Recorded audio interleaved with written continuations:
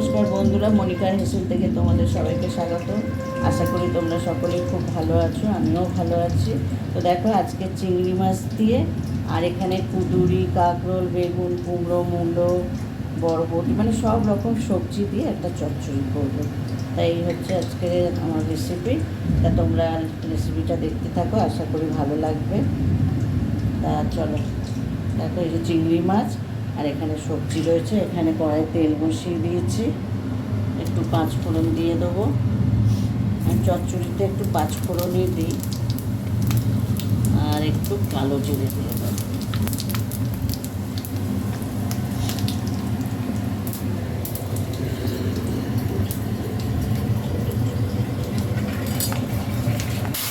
পাঁচফোড়ন দিয়ে আর সবজিগুলো দিয়ে দিয়েছি। সবজিটা একটু ভেজে দেবো।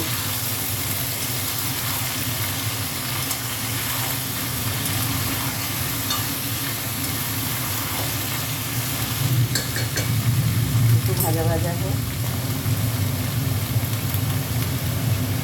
দেখো, এখানে কাঁচা লঙ্কা কেটে দিয়ে দিচ্ছি। একটু দেবো, একটু হলুদ আর নুন, কাঁচা লঙ্কা, এই দিয়ে চচ্চড়িটা করবো। দারুণ লাগে খেতে, তুমি উপরে দেখবে।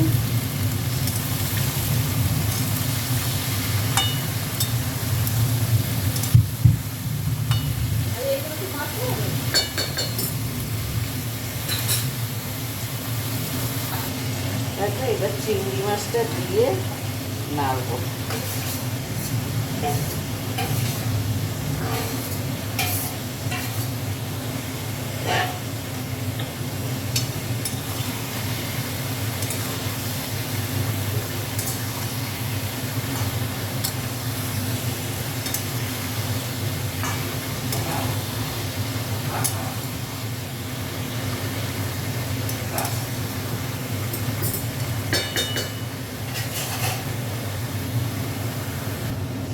দেখো, একটু হলুদ দিয়ে দেবো।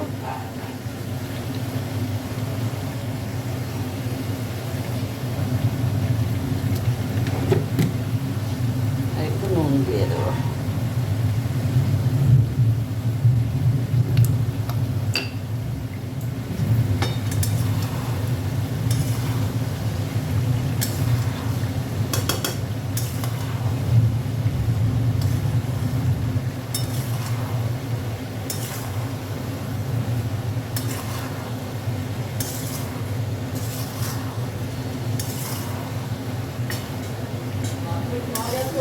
হ্যাঁ,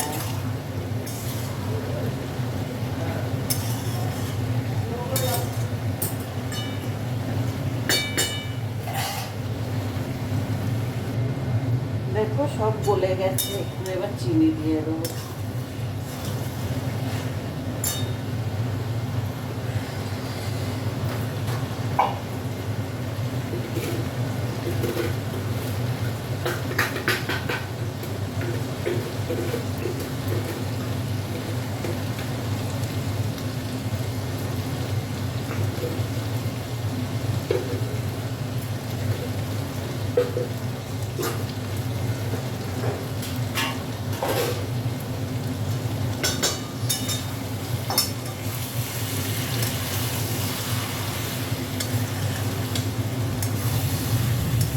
দারুণ একটা গন্ধ ছেড়েছে, দারুণ চচ্চড়ি। মানে এই চচ্চড়ি দিয়েই এক থালা ভাত খেয়ে নেওয়া যাবে, এত সুন্দর লাগে।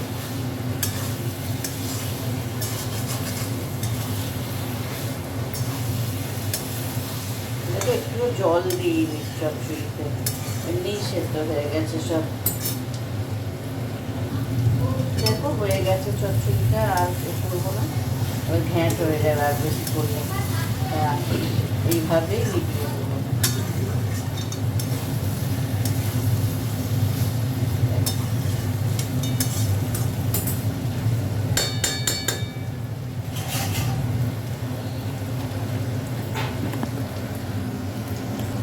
চচ্চড়িটা কমপ্লিট, এবার নিভিয়ে দেবো। ব্যাস, হয়ে গেছে।